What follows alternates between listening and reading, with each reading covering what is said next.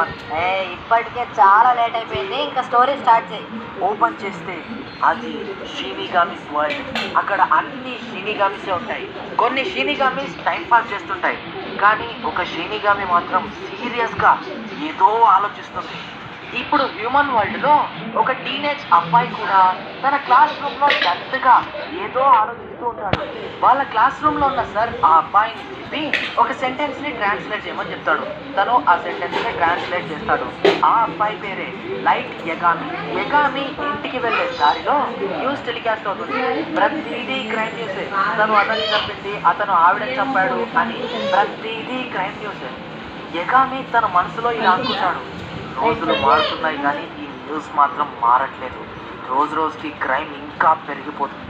ఈ ప్రపంచం కుళ్ళిపోయింది అని అనుకుంటాడు. అదే టైంలో షినిగామి వరల్డ్లో ఉన్న ఆ షినిగామి కూడా ఈ ప్రపంచం కుళ్ళి